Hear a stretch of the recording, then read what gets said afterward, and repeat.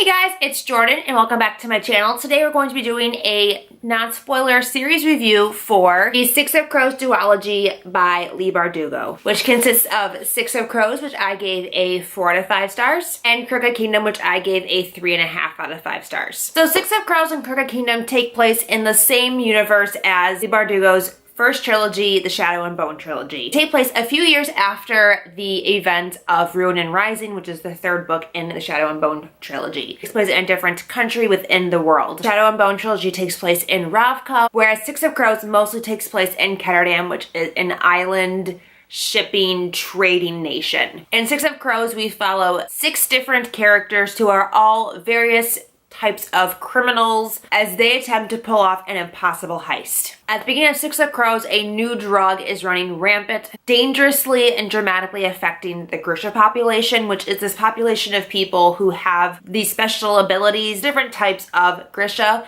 and you learn a lot about them and their various guilds and how that society functions in the original Shadow and Bone trilogy. One of the other nations, the Shu, has taken Grisha hostage and are experimenting on them with this drug. So if something happens to one of the Shu's lead scientists that propels our 6 main characters commissioned to perform this ultimate heist. So there's a lot of politics going on, if you can't already tell. There's a lot of different players at stake. There's a lot of very foreign ideas and concepts and a lot of different countries in the mix and characters in the mix.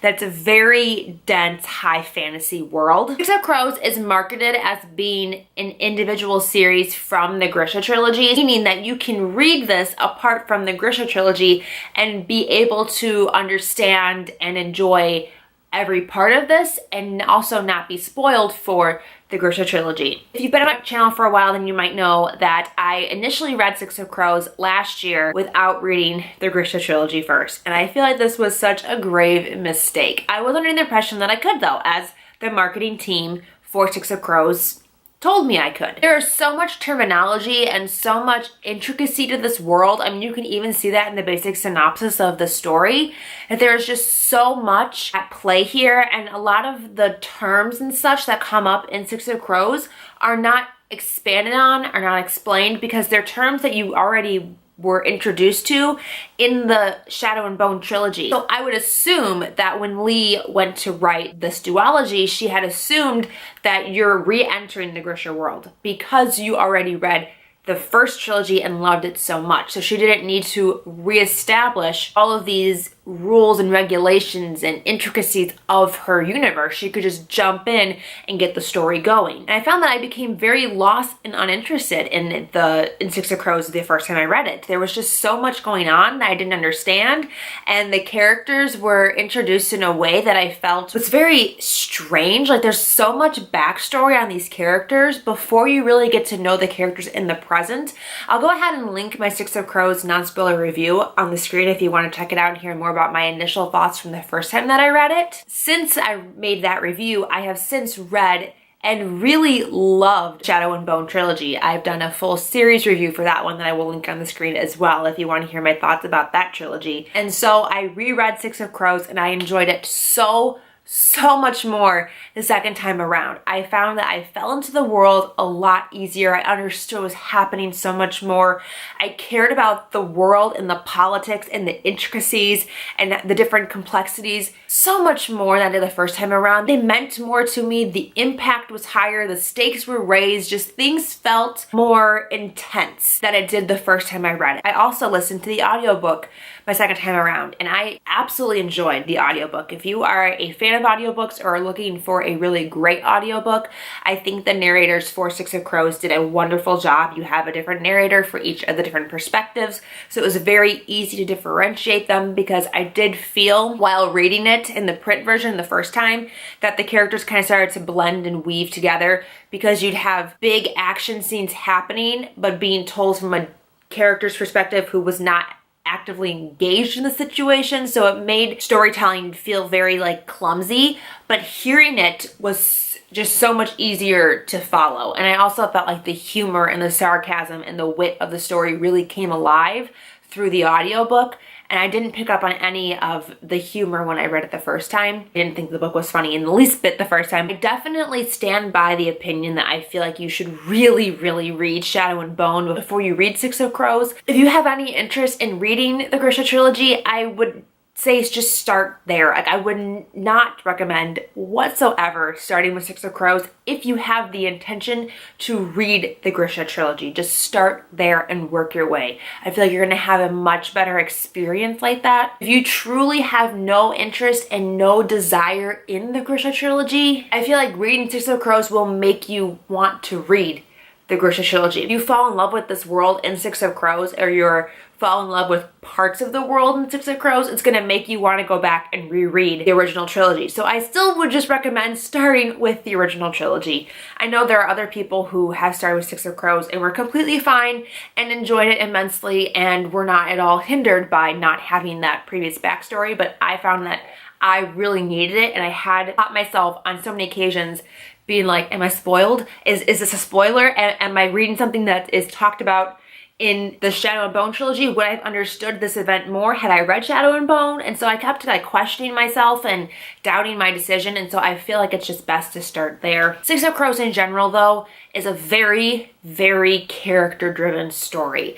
It's this epic heist, but the heist doesn't feel as action-packed as I would have liked it to. It doesn't feel as imminent, as urgent as I would like it to. I feel like the action is lost to the character development. Like, it's really about these 6 characters. So if you're looking for an action-packed, plot-driven book, this is not it. This is 100% a character-driven story. It's for the characters. So you have to love the 6 characters to get any enjoyment out of this book. If you don't like the 6 characters and you don't like hearing about their relationships and their problems and their struggles, and you're not gonna care about the book whatsoever. With that being said, though, I was slightly disappointed by Crooked Kingdom. Crooked Kingdom I also listened to on audiobook, and I really enjoyed the majority of it, but then there became a moment where it felt like we were having all this action happening, but nothing again felt very urgent or imminent or threatening. It was still a very slow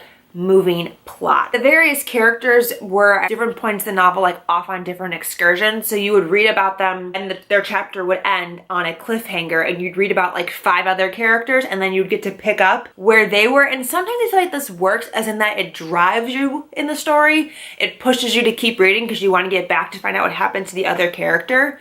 But in this situation, I didn't feel like it worked that way. It was like it worked against the story because I kept feeling like the action was being halted. Like, all this buildup was happening, this huge event, and then wall. And we'd be back in like the character's mindset. We'd back in like the character-driven story. We'd be back listening to the inner monologue, and it would slowly build again. And we'd get to the climax of that character's story, and we'd hit a wall.